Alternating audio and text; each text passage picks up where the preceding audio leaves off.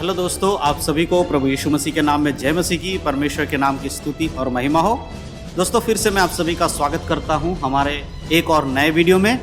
और आज का जो वीडियो है उसका टॉपिक होने वाला है कि मैं पाप भी करूंगा और उसके बाद स्वर्ग में भी जाऊंगा। जी हाँ, आज का जो टॉपिक है उन लोगों के लिए है जो ऐसा सोचते हैं कि वो पाप भी करेंगे और वो स्वर्ग में भी चले जाएंगे। इस बात के ऊपर बाइबल क्या बताती है और क्या ये ऐसा हो सकता है कि कोई व्यक्ति पाप करता रहे और उसके बाद स्वर्ग भी चला जाए, इस पर आज हम चर्चा करने वाले हैं, देखने वाले हैं। इसीलिए वीडियो को शुरू से लेकर अंत तक देखें, क्योंकि वीडियो देखने के बाद आपको वो सारी चीजें पता लग जाएंगी कि कैसे एक व्यक्ति स्वर्ग में जाने के लिए अपने आप को तैयार कर सकता है। क्या एक व्यक्ति पाप को करते हुए स्वर्ग जा सकता है, यानी कि संसार में रहते हुए पाप करे और उसके बाद जब यीशु मसीह आए तो उसके संग वो बादलों पर उठाए जाए, क्या ऐसा होगा?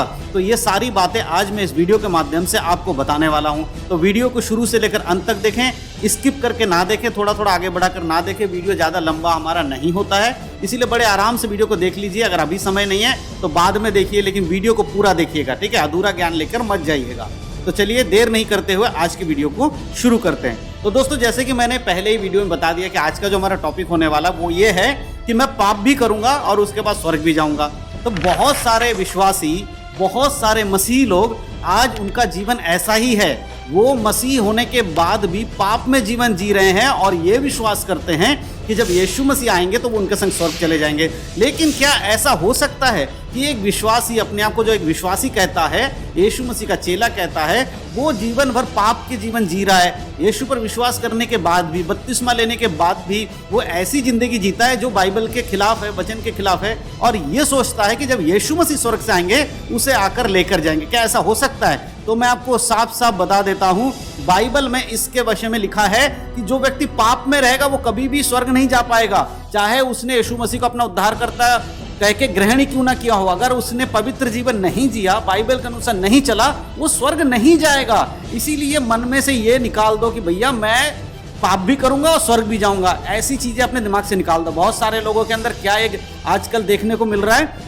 अधिकतर नौजवानों में आजकल बहुत सारी जगहों पे ये शिक्षा चल रही है, अलग अलग कलीसियाएं हैं जहां पर ये सिखाया जाता है कि परमेश्वर बहुत दयालु है, यीशु मसीह बहुत दयालु है। आप अगर गलती से पाप कर देते हो तो आप क्षमा मांग लो और फिर से परमेश्वर आपको माफ कर देगा। जितने बार आप पाप करते हो उतने बार आकर आप क्षमा मांग लो और परमेश्वर आपको माफ कर देगा। लेकिन मैं आपको बताना चाहता, प्रभु ने ये नहीं कहा कि तुम बार बार पाप करो और आके क्षमा मांगो, मैं तुम्हें माफ कर दूंगा। यीशु ने कहा अगर तेरे पाप लाल समान है, अगर उद्धारकर्ता को ग्रहण करने से पहले अगर जो भी पाप तूने किया है उसके लिए तू मेरे पास आ, मैं तुझे क्षमा करूंगा। लेकिन याद रख, दोबारा पाप नहीं करना, नहीं तो इससे भी बड़ी विपत्ति तुझ पर आ पड़ेगी। तो लोगों को समझ में नहीं आ रहा है। प्रभु का कहना यह नहीं था कि तुम बार बार पाप करो और मैं बार बार तुम्हें क्षमा करूंगा, बिल्कुल नहीं। अगर आपने यीशु मसीह को ग्रहण कर लिया है, पवित्र जीवन जीने के लिए आप चुन लिए गए हैं, बपतिस्मा आपका हो चुका है, तो आपको पाप से दूर रहना ही होगा। अगर आप पाप में जीवन बिता रहे हैं, आप स्वर्ग नहीं जाओगे। चाहे आप कोई भी क्यों ना हो, चाहे वो प्रचारक क्यों ना हो, विश्वासी क्यों ना हो, कोई भी हो, जो पाप में जीवन बिताएगा उसका उद्धार खत्म हो जाएगा, वो स्वर्ग नहीं जा सकता। इस बात को समझ लो मेरे प्रियो। प्रभु यीशु मसीह ने कहा है, अगर हम वचन को पढ़ते हैं मत्ती 5 उसका 3 अध्याय, वहां पर लिखा है, धन्य है वे जो मन के दीन है, क्योंकि स्वर्ग का राज उन्हीं का है। स्वर्ग में कौन जाएगा? जो मन के दीन है। और मन के दीन व्यक्ति कभी भी पाप की ओर नहीं बढ़ेगा। वो एक दूसरे के पापों को क्षमा करेगा, उसके विरोध में करने वाले जो लोग हैं पाप, उनको क्षमा करेगा। जो आपके विरोध में बातें करते हैं ऐसे लोगों को आप क्षमा करते हैं, बैर नहीं रखते हैं, दूसरे से लड़ाई झगड़ा नहीं करते हैं, दूसरे के प्रति जलन नहीं रखते हैं, निंदा की बातें नहीं करते हैं, चुगली नहीं करते हैं, गालियां नहीं देते हैं। ये सारे क्वालिटीज आपको दिखाती कि आप नम्र और दीन हैं, और दीन व्यक्ति स्वर्ग के राज्य में प्रवेश करेगा। परमेश्वर का वचन कहता है, शैतान के वचन के अनुसार मत चलो, जो शैतान आपको सिखा रहा है उसके अनुसार मत चलो। परमेश्वर ने जो आपको सिखाया है, यीशु मसीह ने जो आज्ञा दी है, उसके अनुसार जीवन जियो, तभी आप स्वर्ग जा पाओगे। नहीं तो आप एक नामधारी मसीह बनकर इस संसार में जीवन जीते रहोगे।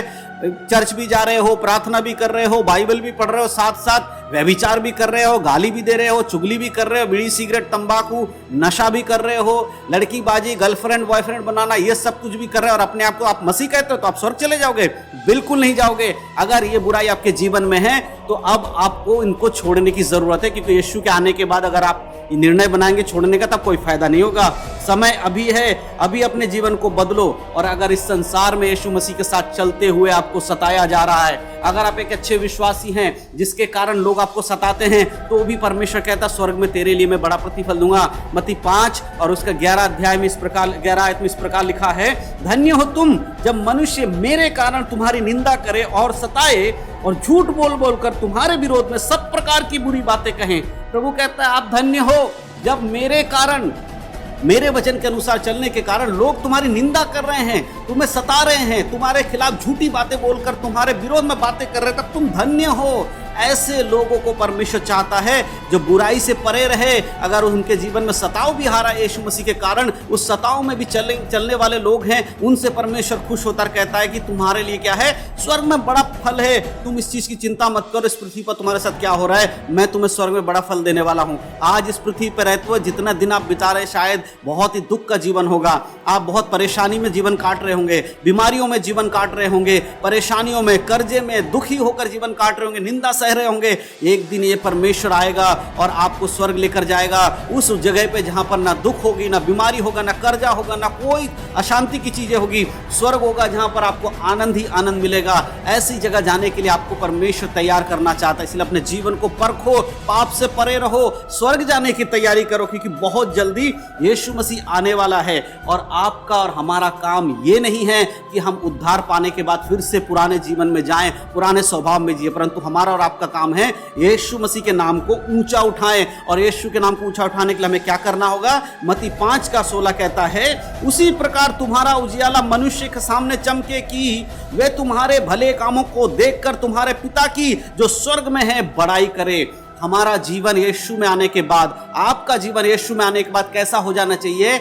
एक महिमा का जीवन हो जाना चाहिए। आपके जीवन को देखकर अन्य जाति के लोग परमेश्वर को महिमा देने पाए। जैसे कि हम देखते हैं कि पुराने समय में, जिस समय दानियल का समय था, उसके तीनों दोस्तों को उठाकर जब आग में डाला जाता है, सदरक मेशक अबेदनगो को, तब उनके राजा उनसे कहते धन्य है तेरा परमेश्वर। उसी प्रकार हमारे जीवन को, आपके जीवन को देखकर लोगों को कहना चाहिए कि ये यीशु के लोग हैं, धन्य है इनका यीशु जो इन्हें संभालता है। मेरे प्रियो, हमारे जीवन से परमेश्वर का वचन झलकना चाहिए, हमारे जीवन से यीशु मसीह का स्वभाव झलकना चाहिए। हम पाप में से निकाले गए लोग हैं, लौटकर पाप में अगर जाएंगे तो यीशु के नाम की निंदा होगी। लेकिन अगर हम फिर से परमेश्वर के वचन के अनुसार अगर जीवन जीते रहेंगे, पाप से उद्धार पाकर अगर हम यीशु के वचन के अनुसार चलेंगे, तो यीशु मसीह के नाम को महिमा मिलेगा। हमारे जीवन को देखकर, हमारे जीवन के उजियाले को देखकर लोग कहने पाए कि परमेश्वर पिता की महिमा हो। इसीलिए वचन कहता है, उसी प्रकार तुम्हारा उजियाला भी मनुष्य के सामने चमके, किसी दूसरे के सामने नहीं, मनुष्य के सामने चमके।